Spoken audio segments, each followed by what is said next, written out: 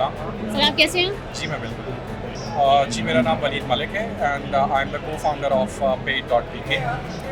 Basically हम एक fintech startup हैं जो कि स्मॉल बिजनेसेस को इनेबल करता है कि वो अपने किसी भी कस्टमर से पेमेंट रिसीव कर सके, अपने किसी भी वेंडर या अपने एम्प्लॉयज़ को पेमेंट्स कर सके, पे आउट्स कर सके, ऑटोमेटेड पे आउट्स कर सके। और इस दोनों डेटा पॉइंट्स के दरमियान में अगर उसको कहीं पे क्रेडिट फाइनेंसिंग की ज़रूरत पड़ती है या ट्रेड फाइनेंसिंग की ज़रूरत पड़ती है तो हमसे वो पैसे लेंड भी कर सकें।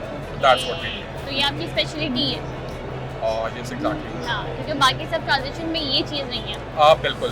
बेसिकली नॉर्मली अभी कस्टमर के पास पेमेंट्स करने के डिफरेंट मोड्स अवेलेबल होते हैं। फॉर एग्जांपल अगर एक कस्टमर ने किसी भी कंपनी को या किसी भी बिजनेस को पेमेंट करनी है तो वो कैश के अंदर पेमेंट कर सकता है, वो बैंक में डिपॉजिट करवा सकता है, वो डायरेक्ट IPFT कर सकता है। लेकिन हमारे केस में हम किसी भी बिजनेस को इनेबल करते हैं कि वो अपनी आउटस्टैंडिंग इनवॉइस को किसी भी बैंकिंग चैनल पे आउटस्टैंडिंग रिपोर्ट करवा सके।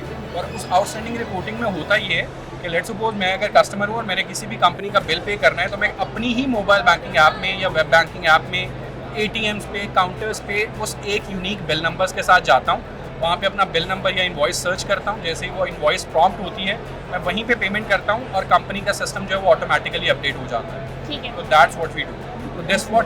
This site covers the income of any business.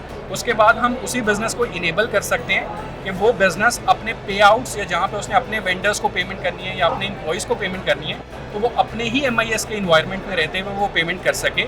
और जैसे ही वो पेमेंट होती हैं तो अगेन उनका बैंक अकाउंट ऑटोमेटिकली अपडेट हो जाए।